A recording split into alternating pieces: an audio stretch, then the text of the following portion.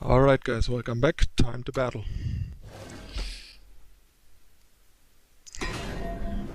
Assemble Voltron and crush some people. It's a pretty solid hand. Gonna keep. Almost redrew accidentally.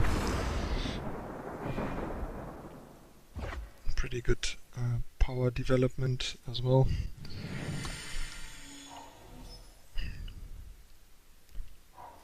Gonna open with Banner here simply because there's no drawback, and it's nice to have a sigil in hand in case we draw another seed, so we don't have to use our sigil on 2. So basically all we need now all we need now is another justice for the enforcer, just as I mentioned basically. I think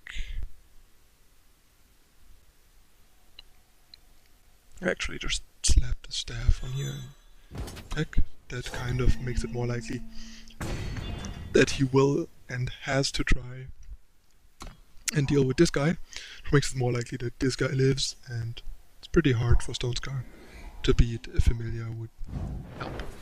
So that's nice. That is a bit odd, but I'll take it. Ship. Don't think there's much point in hammering here. It's better to split stuff up, especially against the tokens, because he will just block our 8/8 into Oblivion without Overwhelm, so we don't have evolution, so there's not much point.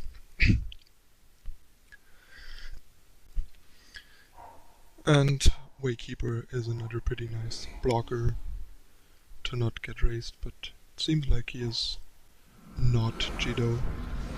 Here and Seek Power, so he's maybe some Callus stack.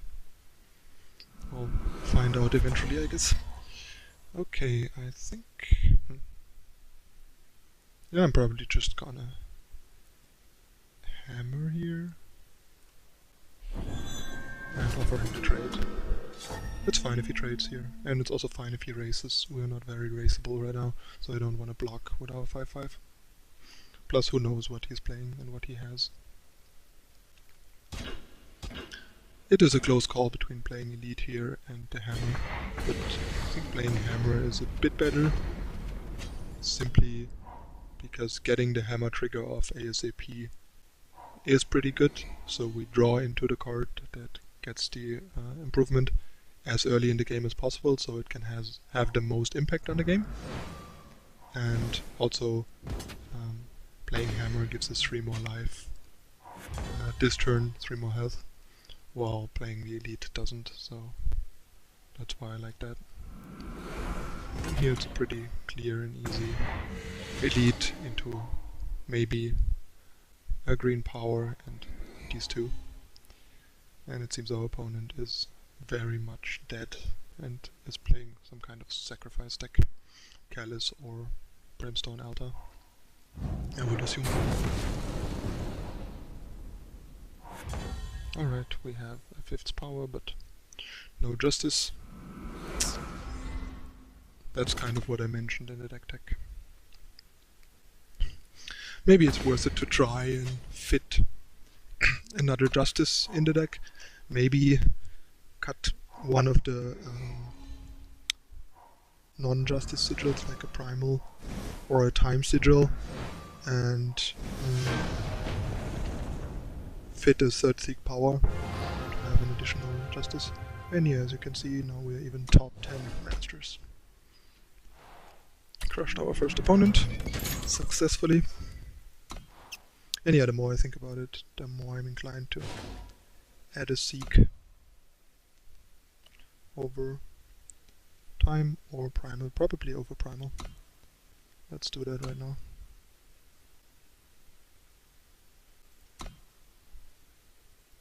I'm gonna do that right now. Yep. Because that happened quite a bunch to me recently, that I had Enforcer in hand and couldn't play it. That's annoying. And the amount of justice that I was running was definitely on the low end with 19. Now we have 20, that's definitely better. 8, 12, yep, 20. 20 is a better number. It's still below optimal, but can't have it all. I think on the play I don't want to keep this hand. No 2-drop, only 2 power. Too much missing. Can easily redraw into something better. This is a lot better. So I think here I want to play this for time. So if we draw into a seed, we have this still. Actually, that was a mistake. Should have played this because seek gives us 1 anyway. And if we draw a time source now, we would want this, the seal, to be our second justice. Always use the... Yep, exactly, got punished. Always use the most flexible source as late as possible until you have the most information. And now we got punished because if we draw an enforcer now, it's totally my fault that I won't be able to play it. Power bases like this with seal and seek and 3 factions and stuff are pretty tricky, and you have to really like pay attention to how you deploy your power, how you develop your influence. That's maybe part of why some people think seal is worse than it is, because if you mess up the way I just did here, then seal obviously feels a lot worse than it is. But if you do it right, it adds a ton to most decks that can afford to run it. I'll talk about that stuff probably in my next Eternal Essentials about power bases, after I've talked about all the power cards already in the last one.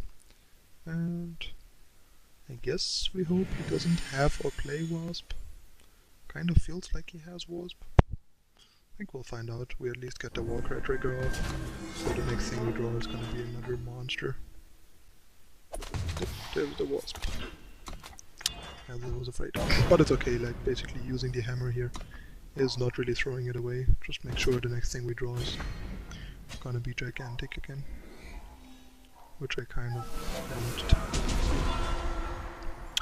Or maybe we just don't draw into anything ever, and the next thing we draw is like a weapon or something and we lose the game.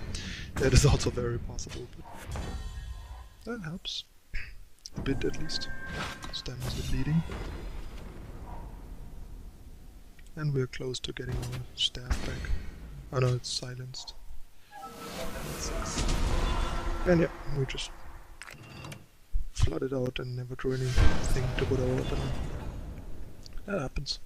And Wasp is certainly pretty annoying for this deck, but there's no good fix to it, because there's no fast spell in that combination that's playable that deals with Wasp.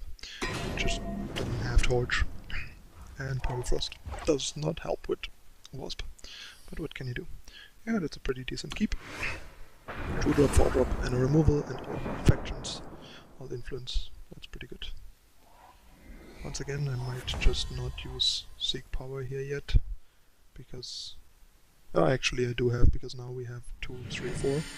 So I'll just get time here and hope we draw into the second green before we draw Enforcer. That's fine. We're probably up against the green-blue version of this archetype, which I think is much worse, and Paladin Oathbook is a pretty bad card that forces you to play in a pretty awkward way. Here's the Enforcer again, and we can't play it as usual. But oh well.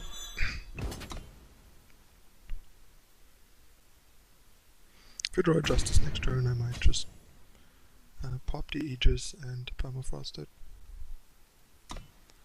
because he's probably gonna play a hammer on it. If not, we maybe just double Permafrost it. Okay, he doesn't do anything meaningful, then we can just ignore it and drop our Elite, which is even better. Ah, nice. We got our Justice Sigil, which is great. Let's just set up some pretty good turn next turn. Can basically shut down 2 of his threats, like Permafrost is, and silence Permafrost and Aegis guy. So we're in a pretty good spot.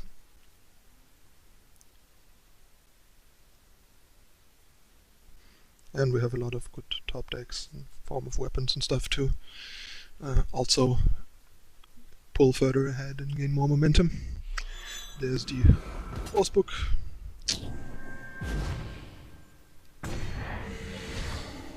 And yeah, again, like always book this stuff like I care. So yeah, I guess what I want to be doing here is silence this, Powerfrost this, Powerfrost this, and smash the face. And now that Waykeeper can enjoy attacking us for 2 or 3 Widow's Book, while the opponent is just dying to what we do. I mean, he's a bit stuck on power, to be fair, but still, just don't like the play pattern that Widow's Book forces you into. It's just not great. Bashing.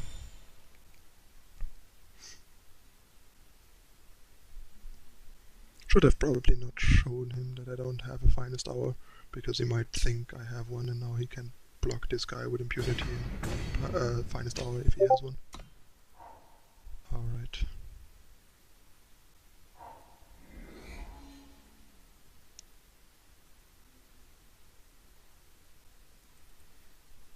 And we got him.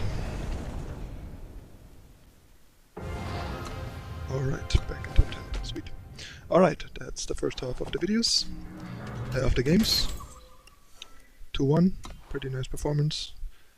Deck showed exactly what it's about, and we also discovered a slight improvement to the power base, which is good. So stay tuned for 3 more games with this fun beatdown deck.